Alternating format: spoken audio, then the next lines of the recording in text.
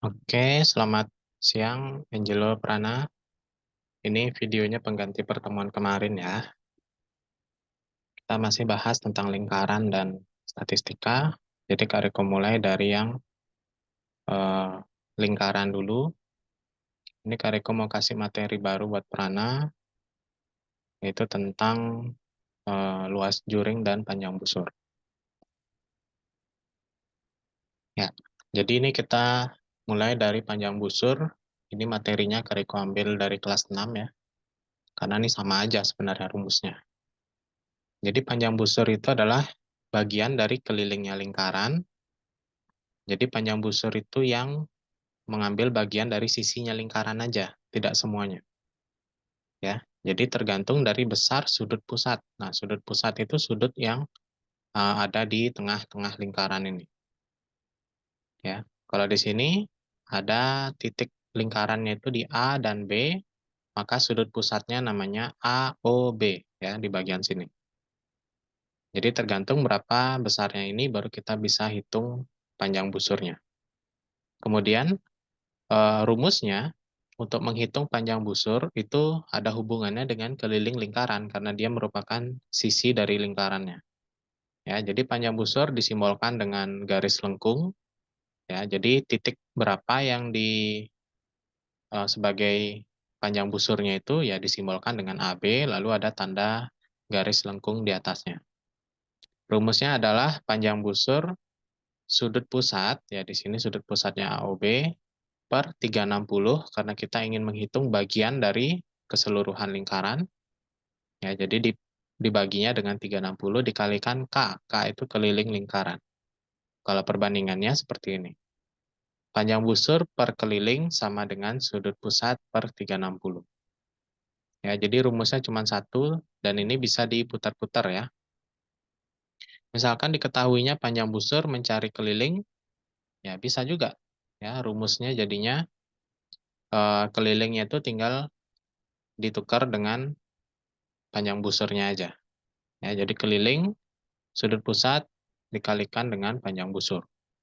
Ya, jadi itu aja bedanya. Oke, sekarang kita coba ke contoh soal. Ya, contohnya seperti ini.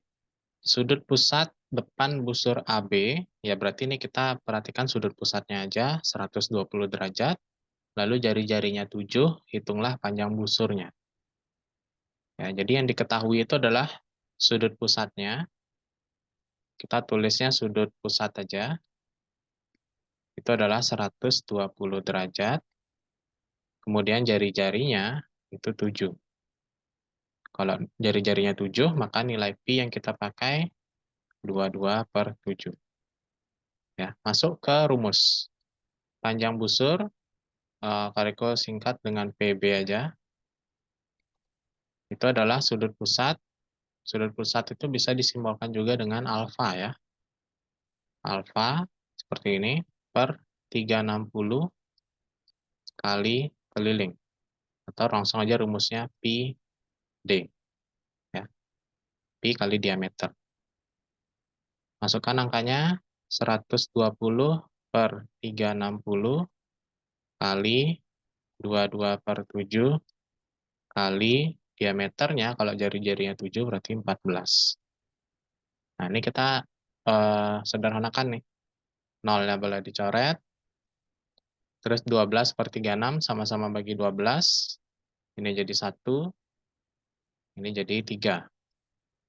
Kemudian ini dikali juga, ada 120. Ya.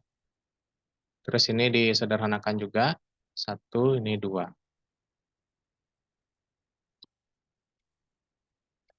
Terus hasilnya jadi 44. Ya, 22 kali 2, 44 dibagi 3. Ya, hasilnya memang desimal, tapi nggak apa-apa. Berarti 44 bagi 3, 114,67. Ya, satuannya itu tetap sentimeter aja. Ya, karena dia hubungannya dengan keliling. Oke, Jadi seperti itu. Ya, kita lanjutkan dengan luas juring. Ini gambarnya pasti sama aja dengan panjang busur, cuman yang dihitung itu adalah areanya. Area daripada juringnya itu, ya, yang abu-abu ini. Jadi kalau tadi panjang busur itu dia menghitung bagian sisi lingkarannya, kalau ini menghitung area lingkaran yang bentuknya kayak potongan pizza. Ya, rumusnya mirip, ya, ada kaitannya dengan sudut pusat, tapi dikalinya dengan luasnya lingkaran. Ya, itu aja bedanya.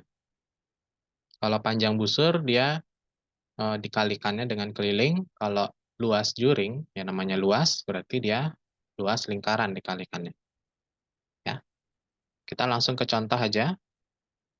Sudut pusatnya 30, jari-jarinya 21. Hitunglah luas juringnya. Ya, berarti sudut pusat alfanya itu 30 derajat, kemudian jari-jarinya 21. Kalau 21 berarti pi-nya yang kita pakai 22/7. Ya. Ini sudah ada rumusnya, jadi Kak Riko langsung aja. Luas juring, Kak Riko singkat LJ, berarti 30/360 kali pi kali R kuadrat. 21 kali 21. Ya, ini bisa dicoret-coret. Nolnya coret dulu. 3 dengan 36 sama-sama bagi 3. Ini jadi 1, ini jadi 12. Ini coret, ini jadi 3. Ini juga bisa ya, 12 dengan 3. Ini juga bisa sama-sama bagi 3. Ini jadi 4. Ini habis. Terus 4 dengan 22 juga bisa dibagi 2. Ini jadi 2, ini jadi 11. Nah, jadinya angka yang masih sisa 1 kali 11 kali 21. Berarti 11 kali 21 dibagi 2. Ya, 11 kali 21 bagi 2. Ini jadi 231 dibagi 2. Dapat 115,5. Nah, satuannya sentimeter persegi ya. Karena dia kaitannya dengan luas juring. Luas lingkaran ya.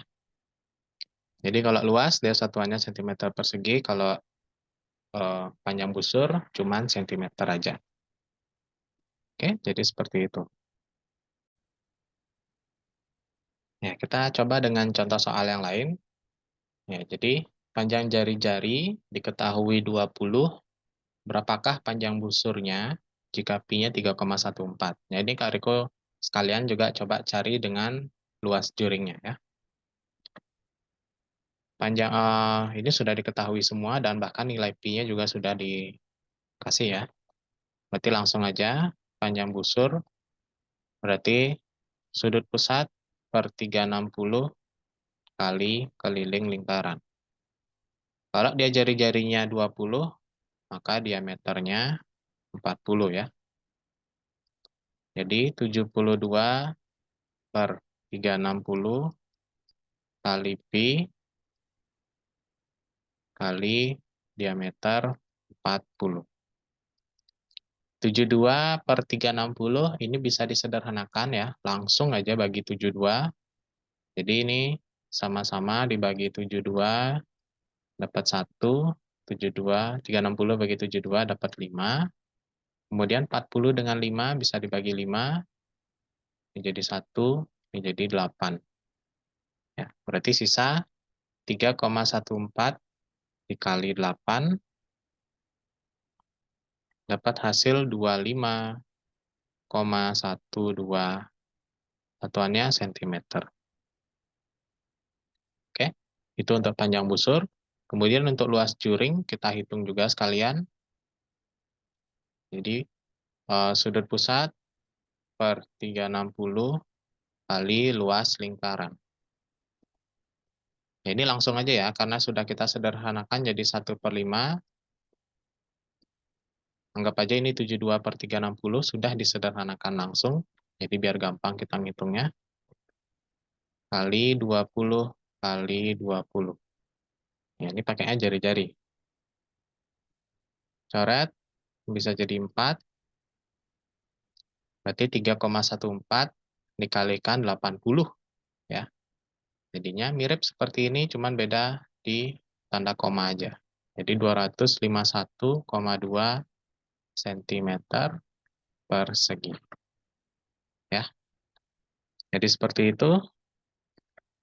Untuk contoh soal yang lain, ya nanti waktu ketemu kita bahas ya.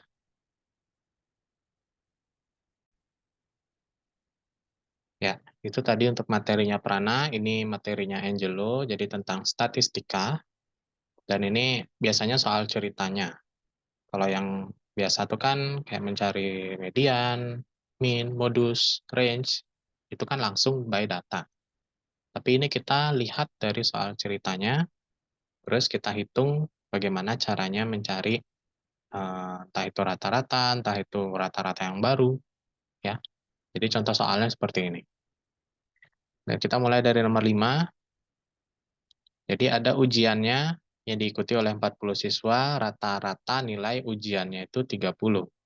Oleh karena terlalu rendah, semua nilai ujian siswa dikalikan 2, kemudian dikurangi 5, rataan nilai yang baru berapa. Nah, karena kita nggak tahu jumlah nilai-nilai dari 42 siswa ini berapa aja, ya, dan kita dapat datanya cuma 30. Ya berarti kita asumsikan semua nilai siswa itu per orangnya nilainya 30. Ya.